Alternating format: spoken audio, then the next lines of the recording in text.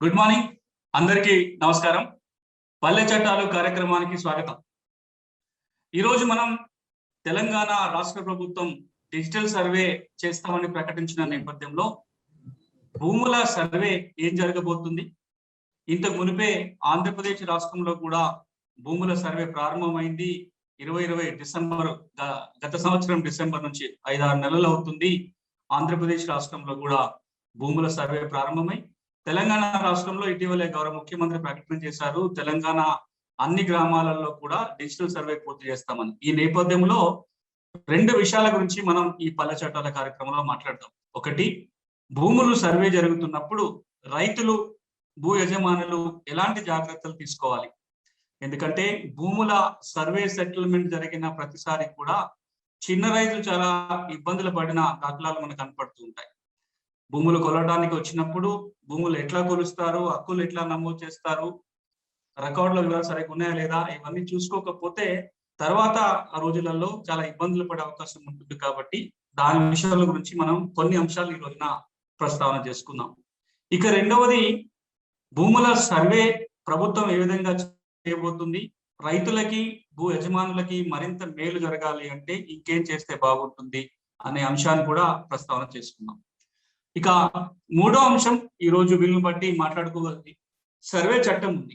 రెండు రాష్ట్రాలలో కూడా సర్వే చట్ట ప్రకారమే ఇప్పుడు భూముల సర్వేకి వెళ్ళబోతున్నారు. ఆ సర్వే చట్టం ఏంటి, సర్వే చట్టం ఏం చెప్తుంది, ఈ అంశాలని ఈ రోజున మనం మాట్లాడదాం.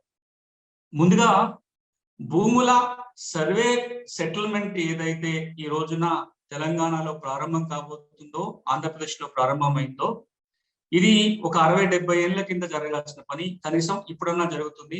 అందుకు చాలా సంతోషం. భూముల సర్వే ప్రతి 30 ఏళ్లకు ఒకసారి జరగాలి. భూమి రికార్డు సక్రమంగా ఉండాలన్నా, భూమి హక్కులని భద్రంగా కాపాడుకోవాలన్నా ప్రతి 30 ఏళ్లకు ఒకసారి భూములని కొలిచి పటాలు తయారు చేసి ఆ భూములు ఎవరికి హక్కులు ఉన్నాయనే కొన్ని నిర్ధారణ చేస్తూ సెటిల్మెంట్ కార్యక్రమం చేసి సెటిల్మెంట్ రికార్డు కూడా తయారు చేయాలి. అట్లా ఆంధ్రప్రదేశ్ ప్రాంతంలో చివరిసారిగా భూముల సర్వే సెటిల్మెంట్ జరిగి దాదాపుగా 110 సంవత్సరాలు. 1910 ప్రాంతంలో చివరిసారిగా ఆంధ్ర ప్రాంతంలో, ఆంధ్ర రాయలసీమ ప్రాంతంలో భూముల సర్వే జరిగింది. తెలంగాణ విషయానికి వచ్చినట్లయితే 1910-1940 మధ్య కాలంలో తెలంగాణ ప్రాంతంలో భూముల సర్వే జరిగింది. అంటే దాదాపు 80 నుంచి 100 ఏళ్లు కావస్తుంది తెలంగాణలో కొన్ని ప్రాంతాల్లో భూముల సర్వే జరిగి. ఇప్పుడు మరొకసారి రీసర్వేకి రెండు రాష్ట్రాలు పూనుకున్నాయి. ఈ సర్వే చేయటం కోసం తెలంగాణ ప్రాంతంలో 1907లో తెలంగాణ ల్యాండ్ రెవెన్యూ చట్టంలో నియమాలు ఉండేటివి. భూముల సర్వే సెటిల్మెంట్ ఏ విధంగా చేయాలి, వాటికి సంబంధించిన నియమ నిబంధనలు. ఆంధ్రప్రదేశ్ విషయానికి వచ్చినట్లయితే మద్రాస్ ప్రెసిడెన్సీలో 1923లో చేసిన సర్వే హద్దుల చట్టం అమల్లో ఉంది. ఆ చట్టం మేరకే మద్రాస్ ప్రెసిడెన్సీలో చేసిన సర్వే హద్దుల చట్టం 1923 మేరకు ఆంధ్రప్రదేశ్ లో భూముల సర్వే నిర్వహించబడుతుంది. ఈ సర్వే బౌండరీ చట్టం ఏదైతే ఉందో, సర్వే హద్దుల చట్టం 1923 ఏదైతే ఉందో, అదే చట్టాన్ని తెలంగాణ ప్రాంతం ఆంధ్రప్రదేశ్ మెర్జ్ అయిన తర్వాత ఆ చట్టాన్ని తెలంగాణకి అన్వయం చేశారు. అంటే తెలంగాణలో 1959 నుంచి సర్వే మరియు హద్దుల చట్టం 1923 అమల్లోకి వచ్చింది. తెలంగాణ రెవెన్యూ చట్టంలో ఉన్న నియమాలు రద్దయిపోయినాయి, సర్వేకి సంబంధించిన నియమాలు. ఇక ఇప్పటికీ రెండు రాష్ట్రాలలో కూడా భూముల సర్వే ఈ 1923లో చేసిన చట్ట ప్రకారమే జరుగుతూ వస్తున్నాయి. ఇప్పుడు రెండు రాష్ట్రాలు సర్వేకి పోతున్న సందర్భంలో కూడా ఆంధ్రప్రదేశ్ అయితే ఈ 1923 చట్టంలో కొన్ని సవరణలు తీసుకొస్తూ భూముల సర్వేకి వెళ్ళింది. తెలంగాణ ఇంకేం చేస్తుందో చూడాల్సింది. కొత్త చట్టం తీసుకొస్తారా, ఈ ఉన్న 1923 చట్టంలో సవరణలు తీసుకొస్తారా అనే అంశాన్ని ఇంకా వేచి చూడాలి, ప్రభుత్వం ఎలాంటి నిర్ణయం తీసుకుంటుందో. రెండో అంశం ఏంటంటే ఈ సర్వే చట్టానికి సంబంధించి, ఈ సర్వే చట్టం ద్వారా రూపొందిన రికార్డులు ఏవైతే ఉంటాయో దానికి ప్రభుత్వం గ్యారంటీ ఏమీ ఉండదు. అట్లా ప్రభుత్వం జిమ్మేదారీగా, ప్రభుత్వమే భరోసాగా, ఆ హక్కులకి ప్రభుత్వమే హామీగా ఉండే వ్యవస్థ తేవాలి అనే ప్రయత్నం అయితే జరుగుతుంది. ఆ మేరకు ఆంధ్రప్రదేశ్ రాష్ట్ర అసెంబ్లీ ఒక చట్టాన్ని ఆమోదించుకొని కేంద్ర ప్రభుత్వానికి పంపింది. రాష్ట్రపతి ఆమోదం కోసం ఎదురు చూస్తున్నారు. తెలంగాణలో అలాంటి చట్టం తీసుకొస్తామని గౌరవ ముఖ్యమంత్రి ప్రకటన చేశారు. చట్టాన్ని ఇంకా రూపొందించాల్సిన అవసరం తెలంగాణలో ఉంది. అలాంటి ప్రయత్నం ప్రస్తుతానికైతే మొదలు కాలేదు. ఇది చట్టం విషయానికి వచ్చింది. ఇక రెండోది, సర్వే సెటిల్మెంట్ ఎందుకు చేస్తారు? భూముల సర్వే సెటిల్మెంట్ ఆ చేసి రికార్డు తయారు చేయడానికి కారణం ఏంటి కనుక మనం చూస్తే, ఒకప్పుడు రాజుల కాలం నుంచి హిందూ రాజులు, ఆ తర్వాత ముస్లిం పరిపాలకులు కావచ్చు, బ్రిటిష్ కాలంలో కావచ్చు, ఈ రాచరిక వ్యవస్థ ఉన్నప్పుడు కానీ, బ్రిటిష్ పాలనలో కానీ, ఇక్కడైతే నిజాం పరిపాలనలో కానీ భూముల సర్వేకి ప్రధాన కారణం, ఇంకొక మాటలో చెప్పాలంటే ఏకైక కారణం, ఏ భూమి నుంచి ఎవరి దగ్గర ఎంత పన్ను రాబట్టాలి అనే నిర్ధారణ చేయటం కోసం, ప్రతి రూపాయి అనా పైసలతో సహా వసూలు చేయటం కోసం ఈ రెవెన్యూ రికార్డులు తయారయ్యాయి.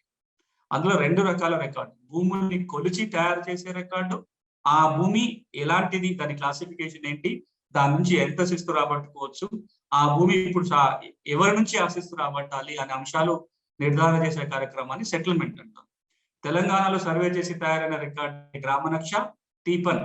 సెటిల్మెంట్ రికార్డు సేత్వార్. ఆంధ్రప్రదేశ్ లో సర్వే రికార్డుకు వచ్చినట్లయితే ఎఫ్ఎంబి గ్రామ పటం survey record, RSR settlement record. RSR, SFA, diglot వివిధ పేర్లతోటి వివిధ ప్రాంతాలలో ఇది సెటిల్మెంట్ రికార్డు. ఎప్పుడైతే రైతు తన భూమికి పన్ను కడతాడో, ఆ పన్ను కట్టినప్పుడు ఇచ్చే రసీదే ఆ భూమి హక్కుకి సాక్ష్యంగా ఉపయోగపడుతూ వచ్చింది. కానీ ఇప్పటి కాలంలో భూమి పన్ను కూడా లేదు, అయినా భూమి రికార్డుల ప్రాధాన్యత చాలా విపరీతంగా పెరిగిపోయింది. ఈ రోజున భూ సమస్యల పరిష్కారం కావాలన్నా, గెట్టు తగాదాలు, సరిహద్దు తగాదాలు పరిష్కరించుకోవాలనుకున్నా, ఏ భూమికి ఏ రైతుకు ప్రభుత్వం నుంచి వెళ్ళే ఏ మేలు అందాలన్నా, ఆ భూమి హక్కులు ఒకరి నుంచి ఒకరికి దఖలు పడాలన్నా, భూమి అమ్మకాలు కొనుగోలు చేయాలన్నా, ఇట్లా ఆ భూమిని దేనికోసం వినియోగించుకోవాలన్నా సరే ఈ రోజున రికార్డులే కీలకం, రికార్డులే ఆధారం. రికార్డులు కనుక సరిగ్గా లేకపోతే ఇవి ఏవి రావు, వివాదాలు పెరుగుతాయి. మ్యూటేషన్ చేసుకోవడానికి కానీ, రిజిస్ట్రేషన్ కానీ, ప్రభుత్వ పథకాలు లబ్ధి పొందడం కానీ, పంట రుణాలు కానీ, పంటల బీమా కానీ, ఏదైనా సరే ఈ రోజున రికార్డులతో ముడిపడి ఉంది. కాబట్టి ఇంతకు మునుపు కంటే ఇంకా ఇప్పుడు రికార్డులకు ప్రాధాన్యత మరింత పెరిగింది. అందుకే సర్వే చేసి కొత్త రికార్డులు తయారు చేసుకోవాలనే డిమాండ్ కొన్ని దశాబ్దాల కాలంగా ఈ తెలుగు రాష్ట్రాల్లో ఉంటూ వస్తుంది. ఉమ్మడి రాష్ట్రంలోనే కోనేరు రంగారావు కమిటీ కూడా ఒక సిఫార్సు చేసింది, భూముల రికార్డులు సరిగా లేవు కాబట్టి సర్వే చేయాలి, రికార్డు తయారు చేసుకోవాలని. అంతేకాదు ప్రభుత్వమే పూర్తి భరోసా ఇచ్చే ఒక రికార్డు వ్యవస్థను రూపొందించుకోవాలి, దాన్ని టైటిల్ గ్యారంటీ వ్యవస్థ అంటారు, టోరెన్స్ వ్యవస్థ అంటారు, ఆ వ్యవస్థ తీసుకురావాలి అని చెప్పి ప్రభుత్వమే ఆ పని చేయాలని కొన్ని రంగారావు కమిటీ సిఫార్సు చేసింది.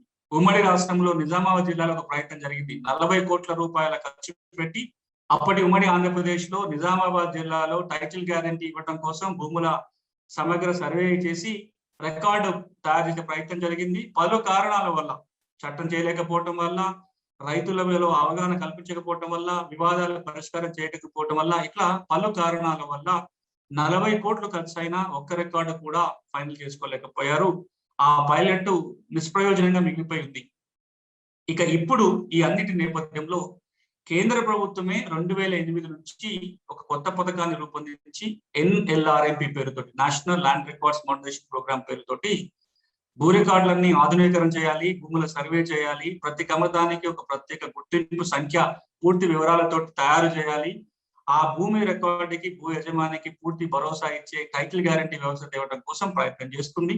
అందుకు ఇప్పుడున్న అంచనాల ప్రకారం అయితే 2024 నాటికి 11,000 కోట్ల రూపాయల అంచనా వ్యయంతో అన్ని రాష్ట్రాలలో ఇలాంటి వ్యవస్థ తీసుకురావడం కోసం ప్రయత్నం చేయాలని కేంద్రం నిర్ణయం తీసుకుంది. ఈ అంశంలో సర్వే విషయానికి వచ్చినట్లయితే కొన్ని రాష్ట్రాలు ఇప్పటికే సర్వే పూర్తి చేసుకున్నాయి. గుజరాత్ రాష్ట్రం 98% భూముల సర్వే పూర్తయింది. 2008లో ప్రారంభించారు, ఇప్పటికి సర్వే పూర్తిగా వస్తుంది. హర్యానా రాష్ట్రం భూముల సర్వే చేసింది. వెస్ట్ బెంగాల్ సగం పైన సర్వే పూర్తయింది. బీహార్, ఒరిస్సా రాష్ట్రాలు కొత్త సర్వే చట్టం తీసుకొని ఇప్పుడు సర్వే జరుగుతుంది. కర్ణాటక ఒక కొత్త పద్ధతిలో ఇంక్రిమెంటల్ సర్వే పేరుతోటి ఎప్పుడెప్పుడైతే భూ లావాదేవీలు జరుగుతాయో అప్పుడు సర్వే చేసి నక్ష ఉంటేనే మ్యూటేషన్ చేస్తామని నియమం పెట్టడం వల్ల గత 20 ఏళ్లుగా రీసర్వే జరుగుతూనే వస్తుంది. ఇంక్రిమెంటల్ పద్ధతిలో పూరకాలు తయారు చేసుకునే ప్రయత్నం చేశారు. ఈ నేపథ్యంలో ఈ రోజున ఆంధ్రప్రదేశ్ లో ఒక 6 నెలల క్రితమే సర్వే ప్రారంభమైంది, ఇప్పుడు తెలంగాణలో ప్రారంభం కాబోతుంది. ఇక్కడ ముందుగా రైతుల కోణంలో మనం చూసినట్లయితే రైతులు తప్పకుండా గుర్తుపెట్టుకోవాల్సింది, ఇది ఒక కీలకమైన కార్యక్రమం. మీ హక్కుల గుర్తింపు, మీ హద్దుల గుర్తింపు ఇప్పుడు ఏదైతే జరుగుతుందో అవే ఫైనల్ అవుతాయి. అది ఫైనల్ అవడం మాత్రమే కాదు, ప్రభుత్వం దీని కనుక గ్యారంటీ ఇస్తూ కనుక ఒక చట్టం చేస్తే 2-3 ఏళ్ల తర్వాత రికార్డులో ఏది ఉంటే అదే ఫైనల్ అవుతుంది. మళ్ళీ రికార్డు మార్చుకునే అవకాశం కూడా ఉండదు. ఇంతకు మునుపులాగా సర్వేలో, సెటిల్మెంట్ లో తప్పులు జరిగినా సరే దశాబ్దాలు గడిచిపోయిన తర్వాత కూడా తప్పులు ఉన్నాయని కేసులు పెట్టుకొని తప్పులు సరిద్దామని అడిగే అవకాశం ఉండేది. కానీ ఇక రాబోయే రోజుల్లో అవకాశం కూడా ఉండదు. కాబట్టి రైతులందరూ ఈ సర్వే గురించిన కొద్దిగానైనా అవగాహన పెంచుకోవాలి. భూములు ఎట్లా సర్వే చేస్తారు, భూములు సర్వే చేసినప్పుడు తమ గెట్లని సరిగా చూసుకోవటము. ఇప్పుడు మళ్ళీ అధునాతనమైన పరిజ్ఞానంతో సర్వే చేయబోతున్నారు. జిపిఎస్ తోటి, డిజిపిఎస్, డ్రోన్ల సహాయంతో సర్వే జరుగుతుంది. కాబట్టి కొంత జాగరూకతతో ఉండాలి. రైతులతో పనిచేసే వాళ్ళు, రైతు సంఘాలు కావచ్చు, సివిల్ సొసైటీ కావచ్చు, అందరూ కూడా వీళ్ళకి అవగాహన పెంపొందించే కార్యక్రమం చేయాలి. మరీ ముఖ్యంగా ప్రభుత్వం ఒక సర్వే మాన్యువల్ ని తయారు చేసి, సర్వే చేసే వాళ్ళకి ఒక మాన్యువల్, ప్రజల కోసం ఒక మాన్యువల్ తయారు చేయాలి. సర్వే ఏ విధంగా జరగబోతుందో పూర్తిగా వివరిస్తూ ఒక పుస్తకము, ఒక కరపత్రము, ఒక షార్ట్ ఫిల్ము, ఇట్లా రకరకాల పద్ధతుల్లో ప్రజలకి సర్వే మీద అవగాహన పెంపొందించే కార్యక్రమం చేయాల్సిన బాధ్యత ప్రభుత్వం మీద ఉంది. ఆ పని చేయాలి. రెండోది, గ్రామస్తుల్ని, రైతుల్ని, ఆ గ్రామంలో ఉన్న యువతి యువకుల్ని ఈ సర్వేలో భాగస్వామ్యం చేయాలి. ఇక మూడోది, ఏ గ్రామంలో ఎప్పుడు ఏ సర్వే నెంబర్లలో సర్వే చేయబోతున్నారో ముందుగానే పేపర్లో ప్రకటన ఇవ్వటం కానీ, గ్రామంలో తెలియజేయడం కానీ చేయాలి. సర్వేలో గనక ఏమైనా వివాదాలు వస్తే వెంటనే పరిష్కారం చేయడం కోసం ఒక వివాద పరిష్కార వ్యవస్థని కూడా ప్రభుత్వ యంత్రాంగం అక్కడ అందుబాటులో ఉంచాలి. వీలైతే గ్రామ స్థాయిలో, లేదంటే కనీసం మండల స్థాయిలో ఒక వివాద పరిష్కార వ్యవస్థను అయితే ఏర్పాటు చేయాల్సిన అవసరం ఎంతైనా ఉంది.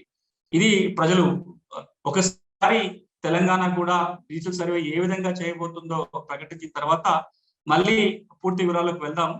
ఇక తెలంగాణ రాష్ట్రం విషయానికి వచ్చినట్లయితే డిజిటల్ సర్వే చేస్తామని ప్రకటన చేశారు. ఏ విధంగా సర్వే చేయబోతున్నారో ఇంకా వివరాలు మనకు తెలియదు. కానీ ఒక 24-25 గ్రామాలలో ఒక పైలట్ కార్యక్రమం నిర్వహించి ఆ తర్వాత రాష్ట్రంలో ఉన్న 11,894 రెవెన్యూ గ్రామాలలో ఈ సర్వే జూలై నుంచి ప్రారంభం చేస్తామని పత్రికల్లో వస్తుంది. ముఖ్యమంత్రి గారు ప్రకటన చేశారు. ఈ నేపథ్యంలో ఒక అనుమానం ఏమొస్తుంది అంటే, ఈ సర్వే కేవలం అక్షాంశాల, రేఖాంశాల నమోదుకే పరిమితం అవుతుందేమో. అంటే ఎవరి దగ్గర అయితే రైతు పాస్ పుస్తకం ఉందో ఆ పాస్ పుస్తకం ఉన్న వ్యక్తి దగ్గరికి వెళ్ళి ఆ వ్యక్తి తన గెట్టును చూపిస్తే పక్క గెట్టు వాళ్ళతోటి వివాదం, పక్క రైతుతో ఏ వివాదం హద్దులకు సంబంధించి లేనప్పుడు ఆ భూమి యొక్క అక్షాంశాలు, రేఖాంశాలను నమోదు చేసుకొని ఆ అక్షాంశాల, రేఖాంశాల ఆధారంగా ఒక పటం తయారు చేసి పాస్ పుస్తకంలో ప్రింట్ చేసి ఇస్తారు. ఏవైతే వివాదాల్లో ఉంటాయో, ఏవైతే అపరిష్కృతమైన కేసులు ఉన్నాయో, ఎక్కడైతే పక్క రైతులు ఆ గెట్టు ఒప్పుకోరో ఇవన్నీ కూడా కాసేపు పక్కన పెడతారు. ఇది పార్టీ సిలోకో, పార్టీ డిలోకో, మొన్నటిదాకా పార్టీ బిలో కేసులు ఉన్నాయి, అవి ఇంకా పరిష్కారమే కాలేదు. ఈ సర్వేకి వెళ్ళి కొత్తగా పార్టీ సి ఒకటి తయారై మరికొన్ని లక్షల ఎకరాల భూమి పార్టీ సిలకు వెళ్ళే అవకాశం ఉంది. అట్లా కాకుండా సర్వే సెటిల్మెంట్ జరిగినప్పుడు 3-4 అంశాల మీద ప్రభుత్వం స్పష్టత ఉండాలి. ఆ పనులు చేసిన తర్వాతనే సర్వేకి వెళితే ఆశించిన ఫలితాలు వస్తాయి. ఒకటి, సర్వే మాత్రమే కాదు, సెటిల్మెంట్ కూడా జరగాలి. భూములు కొలవటం కాదు, ఆ భూములు ఎవరి అనే నిర్ధారణ కూడా జరిగి 2 రకాల రికార్డులు తయారు చేయాలి. సర్వే, సెటిల్మెంట్ 2 చేస్తేనే అర్థం ఉంటుంది. ఒకటి చేసి ఇంకోటి చేయకపోతే అది యూజ్లెస్ ఎక్సర్సైజ్ కింద మిగిలిపోతుంది. 2, తప్పకుండా ఒక సర్వే చట్టాన్ని రూపొందించుకోవటం, పాత చట్టాన్ని మార్చుకోవటం, లేదా కొత్తగా ఒక చట్టాన్ని చేసుకొని ఆ చట్టం ద్వారా సర్వే చేయాలి. కానీ చట్టం లేకుండా సర్వే చేస్తున్నట్లయితే నిజామాబాద్ జరిగిన కార్యక్రమం లాగా అయిపోతుంది. 3, ఇప్పటికైనా భూమి హక్కులకి భరోసా ఇస్తామని ప్రభుత్వ ప్రకటన అమలు చేయాలంటే టైటిల్ గ్యారంటీ చట్టం చేసిన తర్వాతనే సర్వేకి వెళ్ళాలి. ఇక ఉన్న వివాదాలని, ఉన్న రికార్డులని సాధ్యమైనంతగా సరి చేసుకున్న తర్వాత సర్వేకి వెళితే వివాదాలు తగ్గుంటాయి. ఈ రోజున ధరణిలో తప్పులు ఉన్నాయని, ధరణిలో ఇబ్బందులు ఉన్నాయని, ఆర్టీబీలో ఉన్న అంశాలు ఇంకా పరిష్కారం కాలేదని, అదేవిధంగా ఇప్పుడు కొన్ని వేల దరఖాస్తులు ఇప్పుడు మళ్ళీ రైతులే పెడుతున్నారు. నిన్న మొన్న ఒక వాట్సాప్ నెంబర్ కి ఇచ్చి ప్రభుత్వం ఒక ఈమెయిల్ ఐడి, ఒక వాట్సాప్ నెంబర్ ఇచ్చి మీ సమస్యలు ఉంటే దీనికి పంపండి అంటే దాదాపుగా 20-25 వేల దరఖాస్తులు గత 2 రోజుల్లో వచ్చినట్టుగా మనం వింటున్నాం, చూస్తున్నాం. ఇంత పెద్ద ఎత్తున సమస్యలు ఉన్నాయి కాబట్టి వీటిని సాధ్యమైనంతగా పరిష్కారం చేయకుండా సర్వేకి వెళ్ళినట్లయితే ఇబ్బందులు వస్తాయి. కాబట్టి ప్రభుత్వం ఈ సమస్యలన్నిటిని తీసుకొని మళ్ళొకసారి గ్రామ స్థాయిలో ఒక డ్రైవ్ నిర్వహించి, ఎలాగో జమాబందీ చేస్తామంటున్నారు, ఆ జమాబందీ పేరుతోటో మరొక కార్యక్రమం పేరుతోటి గ్రామాలకు వెళ్ళి మరొకసారి గ్రామంలోనే ఈ సమస్యలన్నింటినీ గుర్తించి వీలైనన్నింటి వాడికి అక్కడే పరిష్కారం చేసి ఒక్కసారన్నా మాన్యువల్ గా పహాని రాసుకొని దాన్ని కనుక నోటిఫై చేసితే బాగుంటుంది. ఇక సర్వేకి వెళ్ళినప్పుడు ప్రజల భాగస్వామ్యము, అక్కడున్న యువకుల భాగస్వామ్యం చేసినట్లయితే సర్వే సక్సెస్ అవుతుంది. అట్లా చేసిన చోట సక్సెస్ అని, అట్లా చేయలేనప్పుడు ఫెయిల్ అని చెప్పి గత అనుభవాలు మనకు చెప్తున్నాయి. మేము కూడా మానుకోట జిల్లా పుట్టలభూపతి రెవెన్యూ గ్రామంలో ప్రజల భాగస్వామ్యంతో ఊళ్ళో ఉన్న సమస్యల పరిష్కారము, రికార్డులని అప్డేట్ చేయడమే కాకుండా రీసర్వే చేసి హద్దులు కూడా పాతాము. ఆ కార్యక్రమము అక్కడున్న యువకులకు ట్రైనింగ్ ఇచ్చి వారి ద్వారా జరిగింది, ప్రజల భాగస్వామ్యంతో జరిగింది. అలాంటి కార్యక్రమాలని ప్రభుత్వం ఒకసారి పరిగణలోకి తీసుకొని ప్రజల భాగస్వామ్యంతో సర్వేకి వెళ్తే బాగుంటుంది.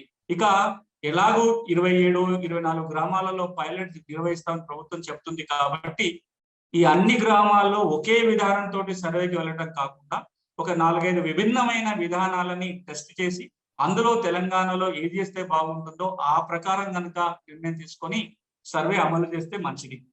ఇక ముగించే ముందు ఒక అంశం అయితే చాలా స్పష్టం. తెలంగాణలో కానీ అసలు దేశంలో ఎక్కడైనా సరే భూ సమస్యలు తీరాలన్నా, భూమి హక్కులు భద్రంగా ఉండాలన్నా, రైతుకు మేలు జరగాలన్నా, దేశం రాష్ట్రం ఆర్థిక ప్రగతి జరగాలన్నా భూములతోటే ముడిపడి ఉంది. వీటన్నిటికీ శాశ్వత సమగ్ర పరిష్కారం 30 ఏళ్లకు ఒకసారి సమగ్రంగా సర్వే చేయటం. 100 ఏళ్లు గడిచినా జరగని సర్వే ఇప్పుడన్నా చేస్తున్నందుకు చాలా సంతోషం.